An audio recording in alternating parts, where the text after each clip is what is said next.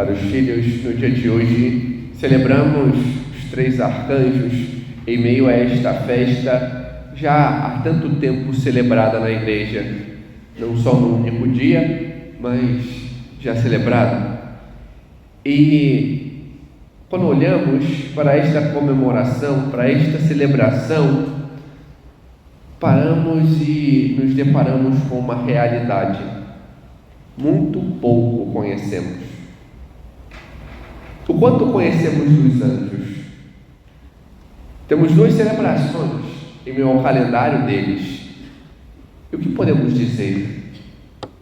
Alguns se pegam a uma imagenzinha, a olhar e achar que são homenzinhos com asas, mas esquecem daquilo que são. E a primeira realidade está em que os anjos, diferentes de nós, são estes que servem a Deus inteiramente. E por serem plenamente espirituais, aquilo que caracteriza de modo geral a sua natureza é algo que tem de modo pleno o ato de servir a Deus. Mas não são algo uno, sem forma, mas em cada um a sua missão é aquilo que o individualiza. Cada um é único. E além disso, vemos que existem alguns nomes que conhecemos. Por vezes falamos do nosso anjo da guarda, outras vezes falamos dos arcanjos. E qual é a diferença?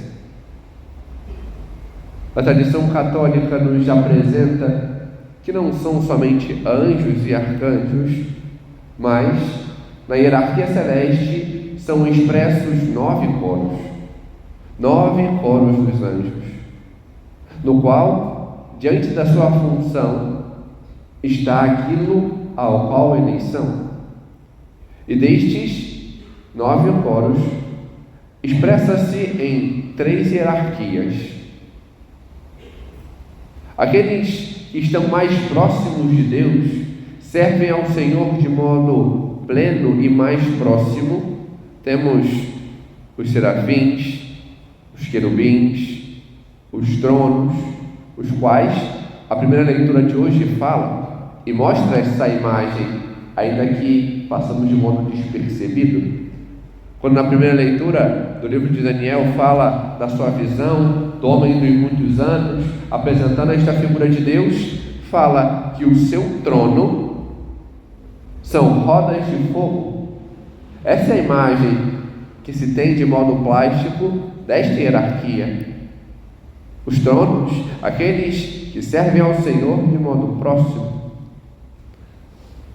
Mas existe uma hierarquia intermediária que tem por função dirigir os planos de Deus, da sua eterna sabedoria, e transmitir aquilo que o Deus quer para a terceira hierarquia.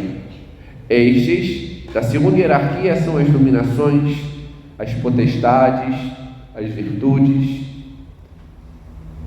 E quem são a terceira hierarquia?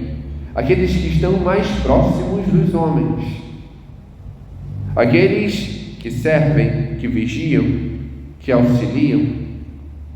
E estes estão os principados, os arcanjos e os anjos.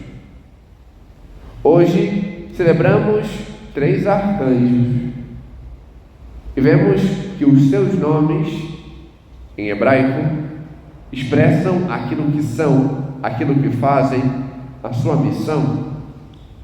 Mas nesta festa onde os 3 se reúnem, após a reforma, não foi sempre assim. Antes existia uma festa para cada um deles. No dia 24 de março, a véspera da solenidade da Anunciação, era a festa de São Gabriel, aquele que leva, que porta esta mensagem à Virgem Maria. No dia próprio de hoje, e por isso a tão antiga, às vezes um pouco desconhecida, só conhecida mais presencialmente, Quaresma de São Miguel, é por causa disso. Era uma festa inteiramente dedicada a este arcanjo. E no dia 24 de novembro, a festa de São Rafael. Melhor, 24 de outubro, perdão. Festa direcionada a ele, para ele. Mas quem são eles? O que eles fazem? Comecemos por aqueles que talvez mais tenhamos elementos. São Miguel.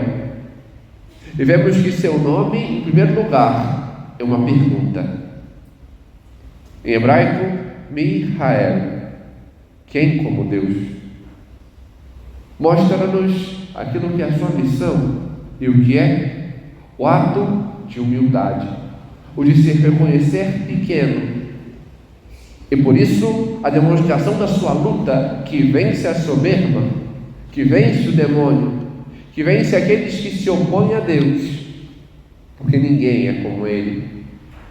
E por isso, tem-se por elementos dele esses atos de batalha: o escudo, a espada ou a lança e a balança, do saber ser justo, deste ato de justiça para com o Senhor. São Gabriel, em hebraico, Gavriel. E o que significa força de Deus? Poderíamos nos perguntar, mas Padre, não é ele que anuncia? Não é ele que fala a Virgem Maria, que fala a Zacarias, por que força de Deus? Porque a força de Deus está na sua palavra, no transmitir a sua palavra. E por isso, a força de Deus se dá assim. Deus fala e tudo cria.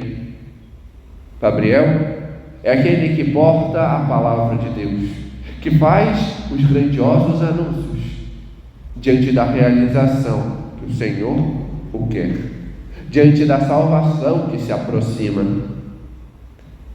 E São Rafael, a cura de Deus, ou, mudando um pouco os termos, Deus cura.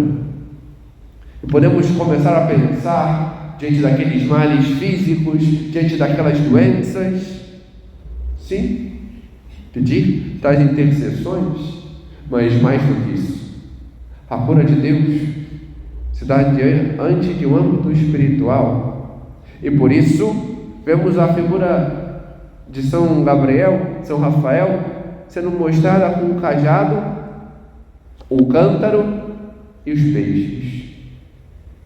Marca de quando aparece no livro de Tobias, diante desta cura, que se faz no levar,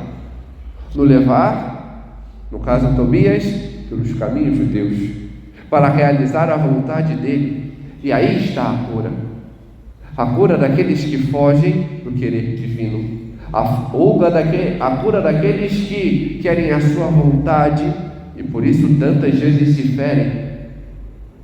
São Rafael é aquele que leva pelos caminhos de Deus, que conduz e que cura dos males físicos, como vemos curar o pai de Tobias, mas também a cura espiritual, o ato exorcístico que se faz diante da relação deste casamento de Tobias e Sara. Aqui temos os três arcanjos, diante dos elementos, diante das suas imagens, e ver que a eles a Igreja nos convida a ter esta devoção e também lutar contra as oposições de Deus, sabendo ser humildes, pedindo a São Miguel este ato de combater contra o pecado, contra a soberba, contra a superficialidade, o ato de falar, não qualquer coisa, não as coisas do mundo, mas portar em nossos lábios a palavra de Deus, implorar a São Gabriel a sua intercessão para que no nosso falar, no nosso agir, possamos transmitir verdadeiramente aquilo que o Senhor quer de nós. E de São Rafael, implorando a cura para estes males que nos afastam de Deus, os pecados, sabendo confessar-se bem, sabendo ter uma vida reta e ser direcionado pelos caminhos de Deus para fazer, não a nossa, mas a vontade dele para nós. Que os santos arcanjos possam nos auxiliar, interceder por nós e nos conduzir a esta realidade, a corresponder àquilo que Deus quer de nós. Amém. Glória ao Pai, e ao Filho, e ao Espírito Santo.